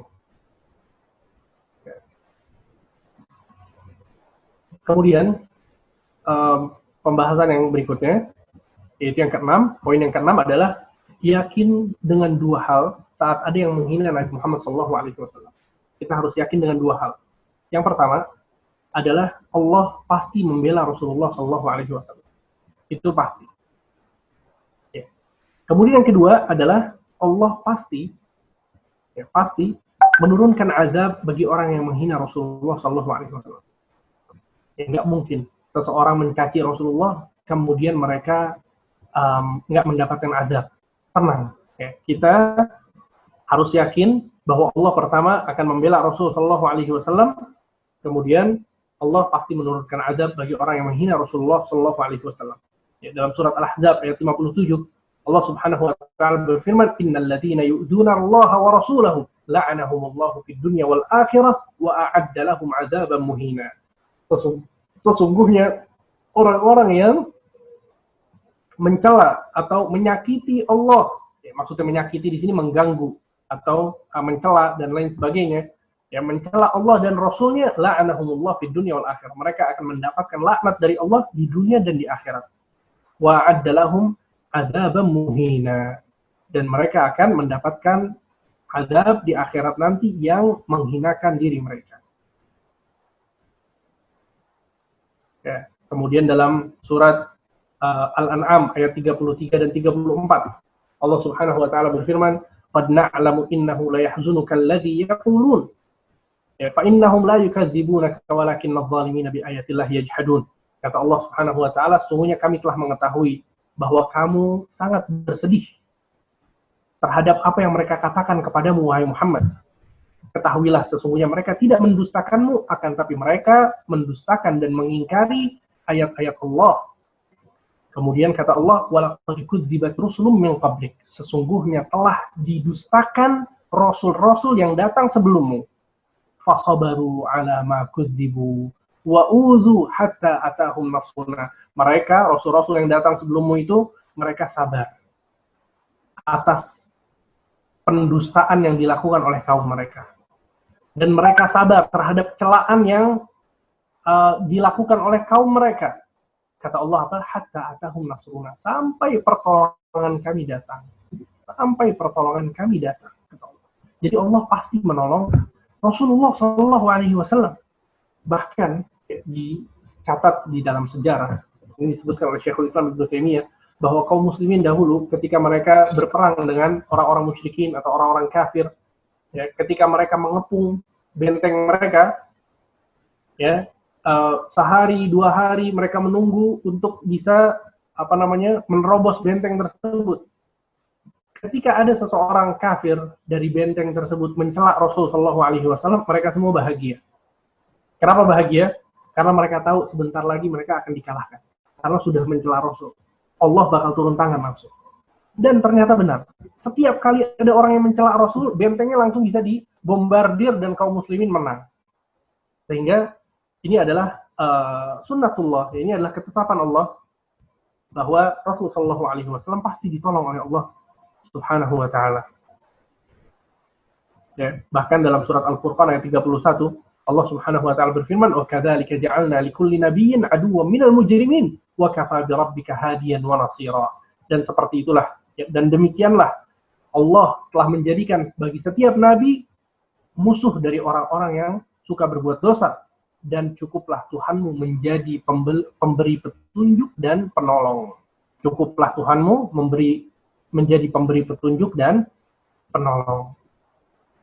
Ya. Baik.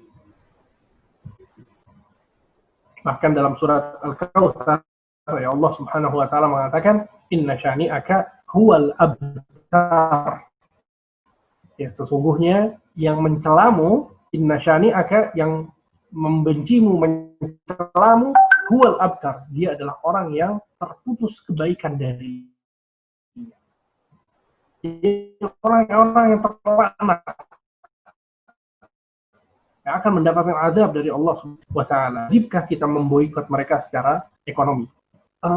Permasalahan ini, ikhwan, ya, ketika seseorang dia mau memilih, ya, produk mana yang dia mau beli, baik, kemudian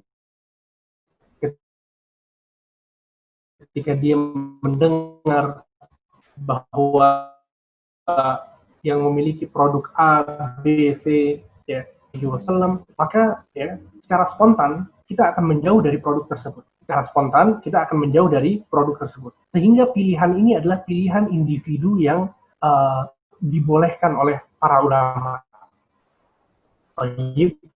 Yang menjadi permasalahan kan adalah tentang kewajiban memboikot.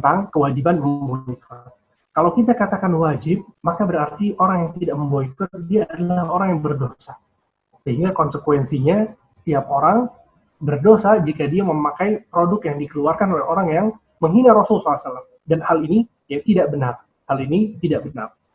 Rasulullah SAW, beliau dicaci, dimaki, bahkan berusaha ingin dibunuh oleh orang-orang Yahudi.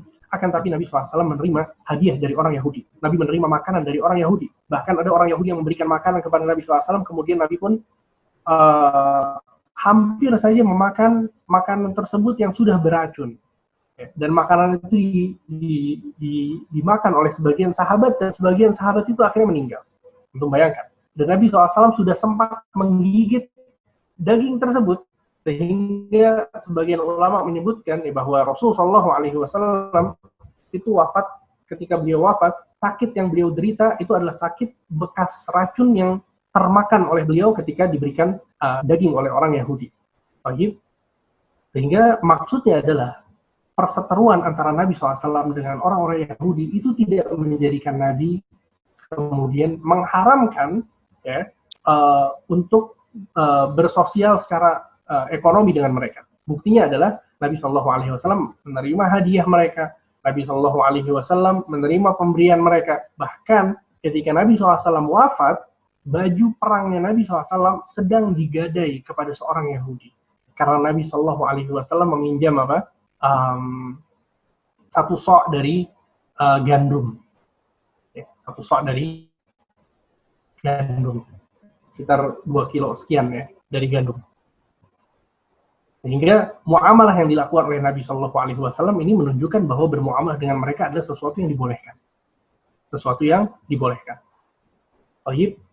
Dan sebagian ulama menyebutkan, seperti Syekh Shalih Al-Fauzan misalnya, beliau menyebutkan bahwa boikot ini wewenangnya pemerintah, wewenangnya waliul amr. Tadi kita sebutkan ya bahwa tentang masalah amar ma'ruf nahi munkar itu nggak bisa disamaratakan antara semua kaum muslimin. Akan tetapi setiap orang itu memiliki porsinya masing-masing. Maka seperti masalah pemboikotan, ini banyak maslahat-maslahat yang harus diperhatikan. Banyak maslahat-maslahat yang harus diperhatikan. Ketika misalnya produk tersebut dijual di negara kaum muslimin, kemudian di situ dipekerjakan orang-orang dari kalangan kaum muslimin. Baik, di situ ada orang-orang yang kaum muslimin bertauhid dan mereka dibolehkan untuk bekerja ya, untuk menjual produk-produk tersebut. Pada asalnya adalah demikian. Ketika kita mau melakukan boikot, ya, kemudian secara serempak begitu diwajibkan bagi seluruh rakyat misalnya untuk memboikot, maka ini banyak hal-hal yang harus dipikirkan gitu. Bagaimana orang yang bekerja di sana, bagaimana ada maslahat-maslahat yang harus dipikirkan dan nggak bisa dipikirkan oleh seorang individu. Harus dipikirkan, mengkaji masalah ini. Sehingga inilah satu hal ya yang kemudian jadi catatan oleh para ulama, ya, bahwa kalau boleh atau tidak boleh maka hukumnya boleh. Jadi kalau sekarang antum mau berhenti dari membeli produk-produk Prancis, lakukanlah, terserah, bebas. Dan itu yang Anda lakukan. Baik, kita marah, kita nggak ridho dengan apa yang mereka lakukan, kita boikot mereka secara ekonomi, nggak masalah. Tapi kalau kita melihat orang lain dari kalangan kaum muslimin yang memakai produk mereka, kita nggak bisa menghina dia, kemudian mengatakan bahwa dia tidak mencintai Rasul. Kita nggak bisa mengklaim hal tersebut. Kita juga nggak bisa menyatakan bahwa yang dia pakai, yang dia makan itu haram. Kita nggak bisa. Karena itu adalah sesuatu yang halal. Ya. Karena hal ini penting untuk dibahas, karena sebagian orang salah paham. Ya. Dia udah punya, sebagian orang dia makan keju buatan Prancis. Baik. Begitu ada seruan untuk boikot, kejunya dibuang, nggak dimakan. Ya, ini sesuatu yang halal. Baik, kalau kita mau memboikot, maka itu atas nama pribadi kita. Ya. Nggak bisa kita mewajibkan kepada orang lain. Ya. Maka ini satu hal yang sangat penting untuk diperhatikan. Dan juga ya ikhwan, Allah ya ikhwan, satu pelajaran yang harus kita perhatikan, bahwa sebagian orang semangat untuk memboikot makanan, semangat untuk memboikot pakaian, ya, tas-tas keluaran Prancis nggak mau lagi dibeli, tapi setiap hari masih nonton film-film orang kafir. Tapi setiap hari dia masih lalai untuk sholat, tapi dia masih tidak mengikuti Rasulullah SAW dalam beribadahnya. Ya sama aja bohong. Buat apa kita nggak makan keju, tapi kita malah mengikuti tasyabuh kepada mereka. Kita tetap mengambil pemikiran dari mereka, kita mengikuti gaya-gaya mereka, tapi bukan dari Prancis, tapi dari Amerika. Ya itu sama aja bohong. Sehingga yang diboikot itu ajaran mereka, akidah mereka, kekufuran yang mereka lakukan, itu kita perangi. Itu yang paling penting. Makanya tadi kita sebutkan di poin yang kelima, atau di poin yang kelima, bahwa menolong Rasulullah SAW adalah dengan menjalankan syariatnya. Jalankan syariatnya, jangan sampai ini dikaburkan dengan masalah boikot. Boikot haram, nggak boleh kita. Boikot wajib, yang meninggalkannya haram, berarti nggak cinta sama Nabi SAW. Ya ini urusan cabang, ini urusan belakangan. Coba perhatikan bagaimana sikap kita terhadap sunnah-sunnah Nabi Muhammad SAW. Ya, sebagian kita subhanallah keluar boikot, tapi dia nggak menjalankan banyak sunnah-sunnah Nabi SAW. Ya, lebih mulia mana seseorang yang berusaha untuk menerapkan sunnah dalam kehidupannya, kemudian dia mengambil dari produk mereka, atau malah sebaliknya, tidak mengambil dari produk mereka, tapi dia nggak sama sekali menegakkan agama ini. Maka maksudnya adalah bahwa boikot adalah sesuatu hal yang dibolehkan. Akan tapi ingat, secara individu. Seseorang dibolehkan tidak mengambil dari, ya. Kalau dia kemudian di hatinya ada kemarahan,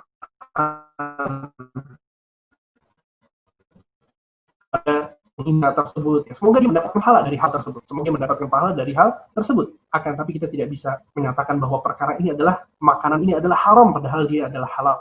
Dan kita nggak bisa menuduh orang lain bahwa dia tidak cinta Nabi karena hal tersebut. Karena Nabi SAW saja yang berusaha untuk dibunuh oleh orang-orang Yahudi, Nabi SAW bermuamalah dengan mereka. Ya. Mungkin ini yang bisa disampaikan pada kesempatan kali ini. Ya, 7 poin semoga bisa mencerahkan dan bermanfaat bagi kita semua. Sallallahu alaihi wa ala alihi wa sahbihi ajma'in. Baik, jazakallahu khairan wa barakallahu fikum Ustaz atas sharing materinya pada malam ini. Alhamdulillah, mudah-mudahan kita semua mendapatkan ilmu yang penuh dengan hikmah pada hari ini. Dan kita tahu persis sekarang ya bahwa bersikap kesal dan marah saat Rasulullah SAW dihina adalah kewajiban dan bahkan suatu yang natural bagi kita yang memang mencintai Nabi SAW. Tapi kemudian marahnya kita mesti disalurkan dan diekspresikan dalam koridor syariat.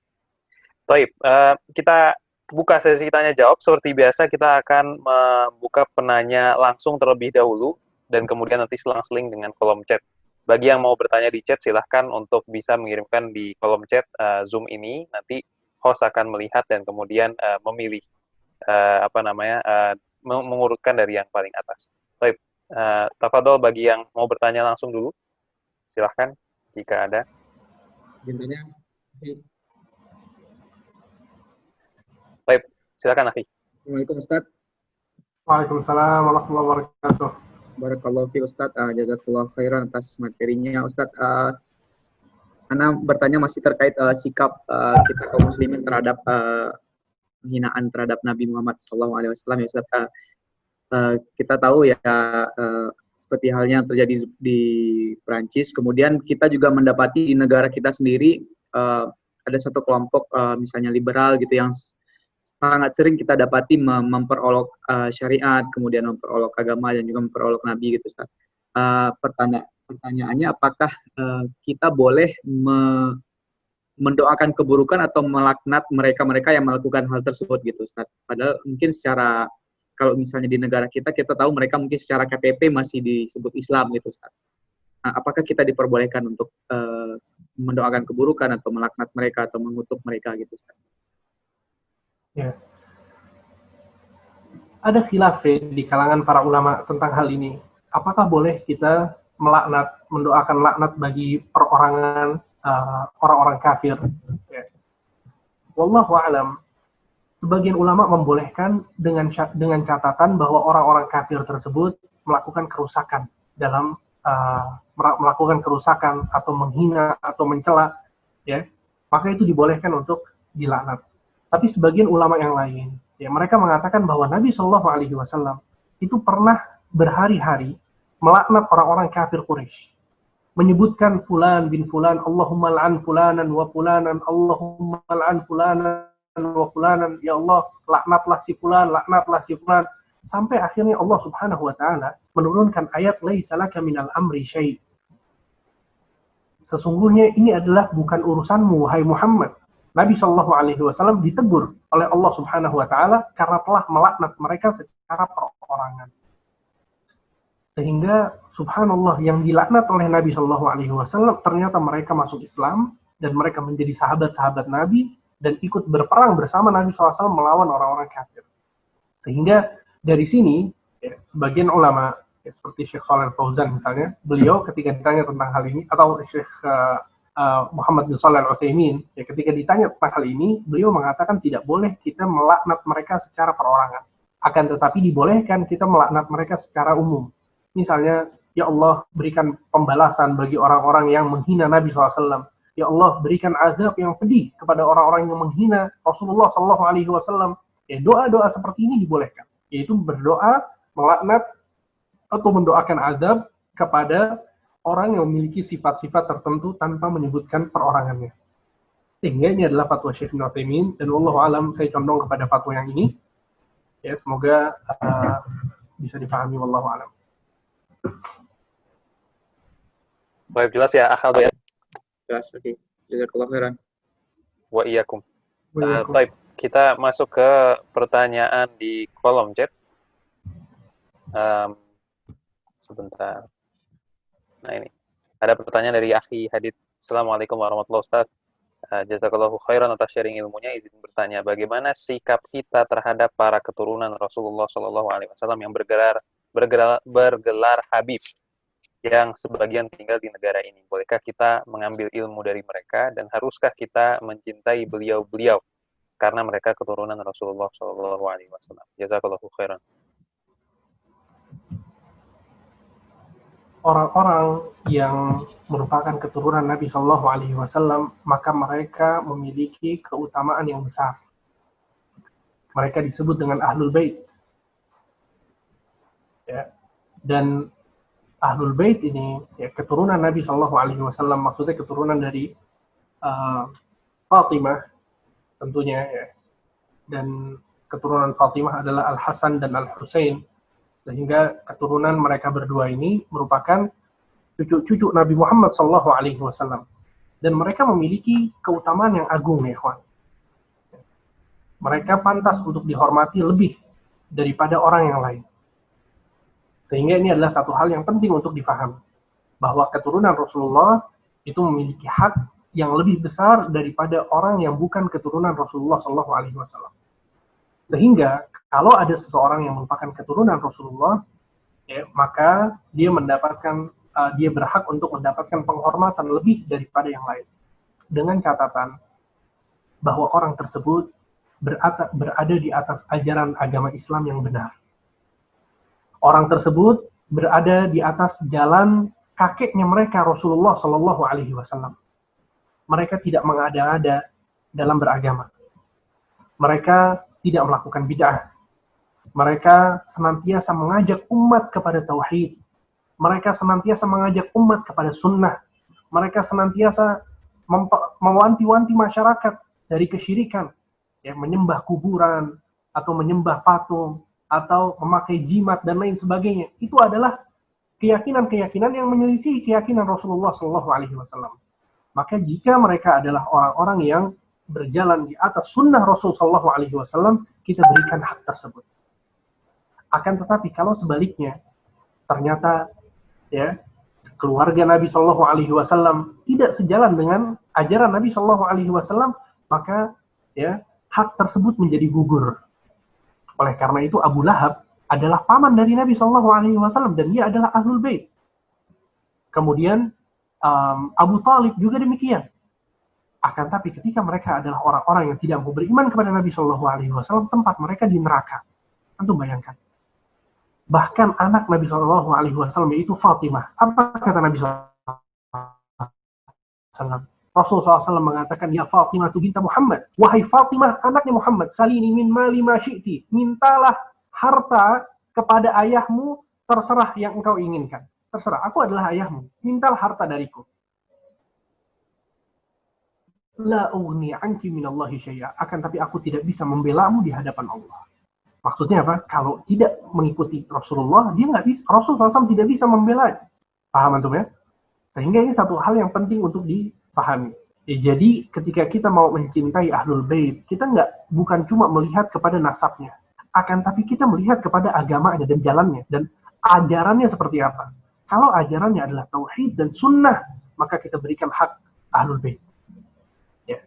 Nabi Shallallahu Alaihi Wasallam bersabda dalam sebuah hadis, "Man batta'a bihi amaluh, lam yusri' bihi nasabuh." Barang siapa yang amalannya itu sedikit, maka tidak bisa diperbanyak dengan nasabnya, tidak bisa. Jadi kalau seseorang itu di atas sunnah, di atas tauhid, maka itu yang perlu kita berikan haknya.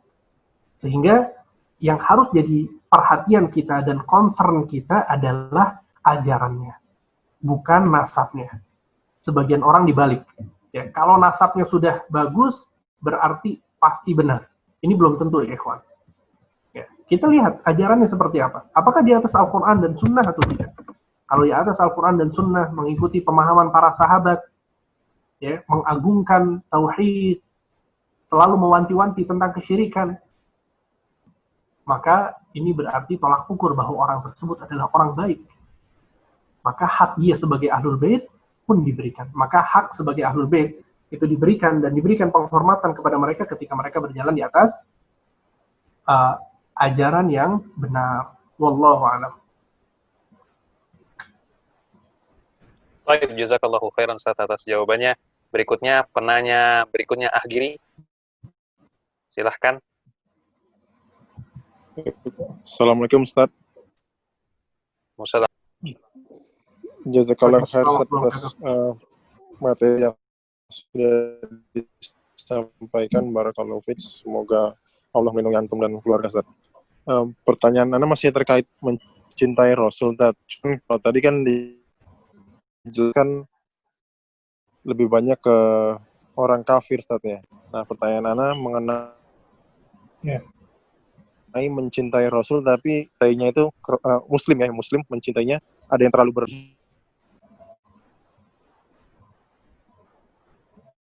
berlebihan, ada juga yang Ustaz terhadap dua kelompok seperti ini Ustaz. Syukran Ustaz, jazakallahu khairan.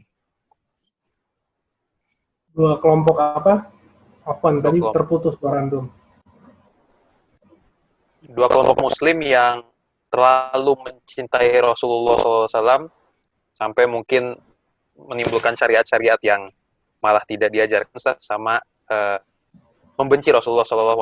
Dua-duanya tapi muslim gitu. Kalau tadi kan kebanyakan kita mengulas orang kafir ya Ustaz. Baik.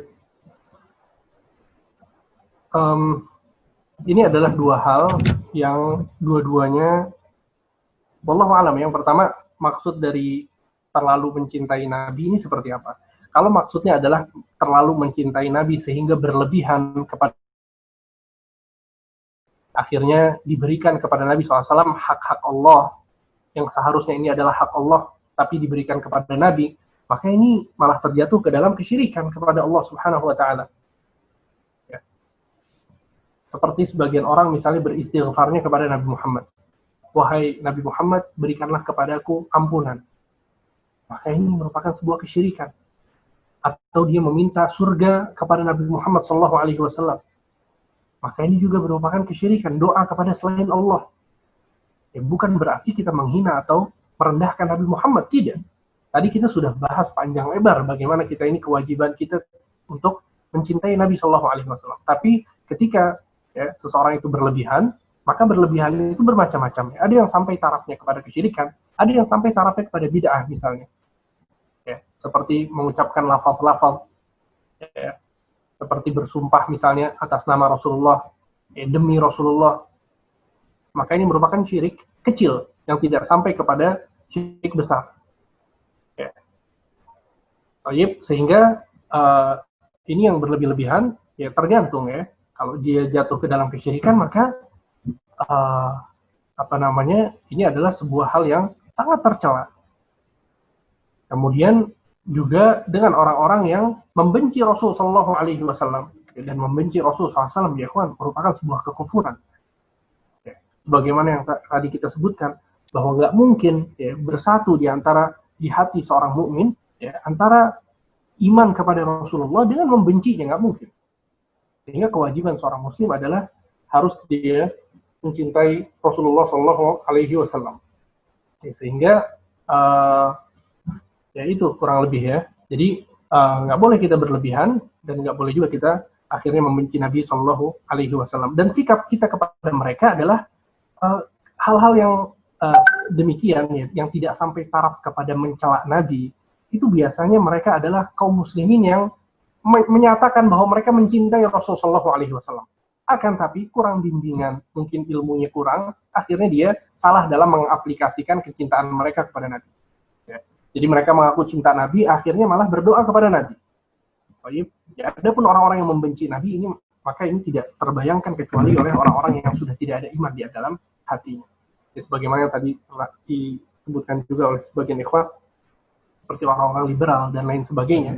Mereka yang paling sering mengolok-olok, kemudian menyebutkan kekurangan Nabi Muhammad SAW, maka mereka adalah orang-orang yang sangat jauh dari agama Islam. Sangat jauh. Jangankan tentang masalah Nabi Muhammad, tentang agama saja, mereka masih mencampur adukan. Sehingga banyak di antara mereka yang mengatakan bahwa banyak jalan menuju surga, sebagaimana banyak jalan menuju Roma. Akhirnya mereka bilang yang penting surganya, surga itu ada dan jalannya bermacam-macam. Bisa dengan agama Islam, agama Nasrani, agama Yahudi. Maka ini bertentangan dengan agama Islam. Allah Subhanahu wa taala berfirman, "Inna dina 'indallahi Islam." Sesungguhnya agama yang diterima oleh Allah hanya Islam. Wa may yabtaghi ghairal islami dinan fala yuqbalu minhu wa huwa fil akhirati minal khasirin. Barang siapa yang mencari agama selain Islam, maka akan tertolak, kata Allah Subhanahu wa taala, dan di akhirat kelak dia akan menjadi orang yang merugi. Maksudnya nggak akan masuk surga. Ya. Maka itu adalah dua hal bertolak belakang yang tidak benar, dan yang hak, yang benar adalah ketika seseorang mencintai Nabi Shallallahu Alaihi Wasallam akan tapi memberikan hak-haknya dan tidak memberikan hak Allah kepada Nabi Muhammad. Ya. Wallahu alam. Baik, akhiri gimana? Cukup jelas? Syukran Ustaz, jawaban Ustaz. Jazakallah khair. Afwan wa iyyakum. Iya, Baik, min fadlik Ustaz, ini kita punya 3 pertanyaan lagi di kolom chat. Antum berkenan untuk menjawab, Ustaz? Ana menjawab 1 dari 3 tersebut. 1 dari 3. Baik, Ana coba pilih ya. Ini terkait boikot, Ustaz. Jadi pertanyaannya adalah bagaimana cara mengingatkan seorang Muslim yang keras melabeli menuduh orang-orang yang anti boikot, jadi nggak ikutan boikot gitu, dilabeli tidak mencintai Rasulullah atau kafir atau memakan barang yang haram dan sebagainya. Gimana cara ngingetinnya gitu, Ustaz? Perlu dijelaskan dengan ilmu. Ya. Itulah kenapa kemudian pentingnya kita membahas permasalahan ini gitu ya. Jadi di sini tidaklah Ana membahas permasalahan ini kecuali supaya antum teredukasi dan antum tahu batasan-batasannya, kemudian antum bisa sampaikan kepada orang-orang yang belum tahu. Ya, ikhwan, benar kata Syekh Ibnu Utsaimin tadi. Ya, al-awasif idza ma qiyidat bil ilm sarat awasif. Al-awatif idza ma qiyidat bil ilm sarat awasif. Jadi perasaan itu kalau nggak diikat dengan ilmu, dia bakal membabi buta. Ya, itulah perasaan, itulah manusia. Sebagian orang sekarang melihat kezaliman misalnya. Dia melihat kezaliman di pemerintahan misalnya. Kemudian yang berbicara adalah perasaannya. Akhirnya yang dia lakukan demonstrasi, mencela pemerintah, mencaci maki presiden. Kenapa? Karena perasaan marahnya itu nggak diikat dengan ilmu. Coba kita lihat bagaimana penjelasan Islam tentang hal ini. Oh, ternyata nggak boleh kita mencela pemerintah. Oh, ternyata cara menasihati pemerintah ada caranya. Dengan baik-baik, ya, dengan tidak di halayak ramai, dengan tidak menyebarkan aibnya, apalagi di jalan-jalan sampai bikin jalanan macet dan seterusnya. Baik, sehingga perasaan itu perlu diikat dengan ilmu. Ya, makanya hal-hal seperti ini, ikhwan, sering kali diingatkan oleh para ulama. Ya, masalah demonstrasi, ya, kemudian masalah membabi butanya sebagian kaum muslimin yang marah kepada orang-orang kafir. Ya, kita lihat ya, terjadi di negeri kita juga. Beberapa gereja dibom. Ya, sebagian orang-orang kafir ditembak misalnya, atau dibom, atau yang lain sebagainya. Antum kalau tanya, kenapa, apa motivasinya, pasti motivasinya baik. Motivasinya adalah dia mau mendekatkan dirinya kepada Allah. Motivasinya adalah dia mau menghilangkan kesyirikan yang ada di negeri ini misalnya. Sehingga gereja itu dihancurkan dan lain sebagainya.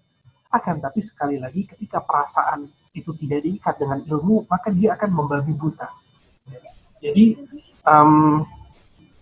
seperti yang ditanyakan tadi, kalau ada orang yang masih menganggap bahwa yang tidak boikot berarti tidak cinta kepada Rasul, ya, maka ini perlu dijelaskan. Nggak bisa kita menuduh dengan mudah seperti itu. Apalagi sampai menuduh kafir misalnya. Maka Allah, Ana nggak tahu ya apakah ada di antara para ulama yang menjelaskan hal ini. Tahu Ana, wallahu alam mungkin nggak ada yang tidak memboikot menjadi kafir. Ini permasalahan cabang, ini masih jauh gitu loh. Maksudnya coba kita bahas hal-hal yang prinsip. Kita bahas bagaimana tentang kita mengagungkan sunnah Nabi Shallallahu Alaihi Wasallam, bagaimana kita menjalankan agama Islam dengan baik dan benar. Ini yang harus dibahas gitu. Masalah boikot, masalah jauh ya. Tidak lebih penting daripada menjalankan sunnah Nabi Shallallahu Alaihi Wasallam. Dan juga sebagaimana yang tadi Anda sebutkan bahwa Nabi Shallallahu Alaihi Wasallam sendiri dicaci oleh orang-orang Yahudi, yang telah dimaki, yang telah hampir saja dibunuh oleh orang Yahudi, Nabi SAW masih ya bermuamalah sama mereka. Nabi meminjam dari mereka, menggadaikan pakaian perangnya kepada orang Yahudi. Apakah ini dalil yang tidak cukup jelas ya, untuk menjelaskan bahwa hal tersebut bukan sebuah kewajiban? Lain halnya kalau kemudian pemerintah kaum muslimin, waliul amr, yang menurunkan suatu perintah dengan kemaslahatan yang mereka pandang penting ya, untuk memboikot mereka, maka diwajibkan misalnya wajib kaum muslimin semuanya untuk tidak membeli produk dari mereka, maka ini hukumnya nanti akan berbeda. Karena di sini kita mengikuti ketaatan kepada pemerintah yang bukan padahal kemungkaran. Ya, karena sekali lagi hukum memboikot tadi adalah dibolehkan, bukan diwajibkan. Hukumnya dibolehkan, bukan diwajibkan. Ya, jadi dinasehati baik-baik, disebutkan ya dalil-dalilnya, penjelasannya, semoga bisa dipahami. Wallahu ta'ala a'lam. Baik, jazakallahu khairan Ustaz atas jawabannya. Barangkali Antum mau memberikan sedikit kesimpulan Ustaz untuk menutup. Iya, untuk penutup ya, Ana ingatkan bahwa yang Rasul Shallallahu Alaihi Wasallam inginkan dari kita adalah kita senantiasa mengikuti sunnah-sunnahnya. Kita senantiasa berjalan di atas agama yang diajarkan oleh Rasulullah Shallallahu Alaihi Wasallam. Ini adalah yang terpenting. Ketika kita mendakwahkan, ya isi dakwahnya itu sama dengan dakwahnya Nabi Shallallahu Alaihi Wasallam, maka ini yang diinginkan oleh Nabi Shallallahu Alaihi Wasallam. Ya, jauhkan kesyirikan, jauhkan bid'ah, jauhkan perkara-perkara baru dalam agama. Ya, ikuti Nabi Shallallahu Alaihi Wasallam dalam setiap yang kecil dan yang besar. Ini yang akan menjadikan kaum muslimin ini tertolong, dan ini yang akan selalu membuat marah dan membinasakan orang-orang kafir. Ya, nggak ada sesuatu yang lebih menyakiti hati orang kafir daripada tegaknya Islam di hati setiap muslim. Ya, semoga apa yang disampaikan bisa bermanfaat bagi kita semua dan bisa mencerahkan bagi kita semua. Wassallallahu ala nabiyina Muhammad wa ala alihi wa sahbihi ajma'in. Subhanakallahumma wa bihamdika asyhadu an la ilaha illa anta astaghfiruka wa atubu ilaik. Baik, jazakallahu khairan Ustaz atas sharingnya pada malam hari ini. Mudah-mudahan Antum senantiasa diberikan keberkahan Allah Subhanahu wa taala, diberikan kesehatan yang penuh barokah, dan juga keluarga Antum Ustaz. Amin, amin. Barakallahu fikum. Ya, kepada rekan-rekan semuanya, terima kasih dan jazakumullahu khairan telah hadir dan kemudian telah berbagi bersama kita di sini. Ada beberapa informasi penting yang mungkin kami akan sampaikan sebelum kita menyudahi forum kita pada hari ini. Sudah kita taruh di kolom chat juga seperti biasa. Kita sekali lagi mengingatkan bahwa kita rutin untuk mengadakan kajian ilmu setiap Kamis malam via Zoom seperti ini. Jadi mudah-mudahan Antum semua berkenan hadir untuk pertemuan selanjutnya di Kamis depan. Kita akan melanjutkan pembahasan kitab Ushul Tsalatsah. Insya Allah semua kajian yang sudah kita lalui bersama juga sudah di-upload di YouTube kami, TI 2006 Mengaji. Silahkan bagi rekan-rekan yang mungkin tertinggal materinya atau ingin mereview bisa lihat di sana. Kemudian ada juga survei, ada form yang ada di kolom chat untuk mendata rekan-rekan yang baru join mungkin misalnya pada hari ini, sehingga nanti bisa kami masukkan ke grup jaringan komunikasi Jarkom supaya kami mudah untuk bisa memberikan dan sharing informasi-informasi terkait kegiatan TI 2006 Mengaji. Kemudian yang terakhir, untuk bagi Anda yang tertarik untuk menjadi donatur dari kegiatan TI 2006 Mengaji, baik yang sifatnya kegiatan dakwah maupun kegiatan sosial, silahkan untuk mendata diri juga. Ada formnya yang sudah kami taruh di kolom chat. Sebagai informasi buat semuanya juga, alhamdulillah selain kajian Kamis malam ini, kita sudah mengembangkan beberapa kegiatan lain lagi yang mudah-mudahan kami mohon doanya juga, semoga Allah Subhanahu wa taala memberikan keistiqomahan kepada kami semua, para panitia, dan juga kemudahan untuk bisa merutinkan ini.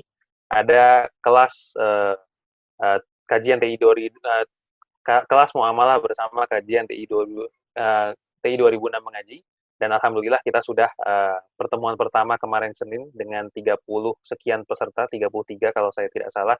Dan mudah-mudahan ini akan rutin 2 minggu sekali. Mohon maaf untuk yang ini memang untuk yang sudah mendaftar saja, sebagaimana form pendaftaran yang waktu itu sudah kami sebarkan. Jadi kita akan fokus pada yang sudah mendaftar saja, tapi informasi bagi Antum semua bahwa kita ada kelas ini. Kemudian kegiatan kedua yang kami sudah mulai merutinkan juga, mulai minggu kemarin adalah pembagian nasi box, pembagian makanan kepada pada hari Jumat.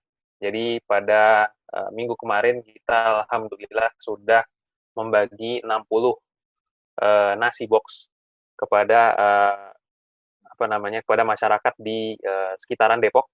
Jadi pada Jumatan di sekitar sana, total biaya yang kami keluarkan adalah Rp700.000 pada hari kemarin. Dan insya Allah kita akan melakukan ini juga di Jumat ini, dan mudah-mudahan kita akan terus melakukan ini di Jumat-Jumat berikutnya. Dan ini akan memakai dana atau infak sosial yang sudah rekan-rekan semua juga kumpulkan ke kita. Dan mudah-mudahan kami diberikan keistiqomahan Allah Subhanahu wa Ta'ala untuk tetap amanah menjalankan infak-infak ini, benar-benar menyalurkan infak-infak ini sesuai dengan peruntukannya, yaitu baik dakwah maupun kegiatan sosial. Taib, kira-kira mungkin itu yang bisa kami sampaikan pada hari ini. Mudah-mudahan Allah Subhanahu wa Ta'ala memberikan keberkahan kepada kita semua, keistiqomahan kepada kita untuk senantiasa berada di jalan yang lurus ini. Mudah-mudahan antum semua sehat, kebaikan bersama antum semua, dan mudah-mudahan segala kesulitan, segala cobaan yang sedang kita semua hadapi pada saat ini, Allah berikan kemampuan kepada kita dan kesabaran untuk bisa melaluinya dengan baik. Sallallahu ala nabiyyina Muhammad wa ala alihi wa sahbihi wa salam. Subhanakallahumma wa bihamdika asyhadu an la ilaha illa anta astaghfiruka wa atubu ilaik. Assalamualaikum warahmatullahi wabarakatuh.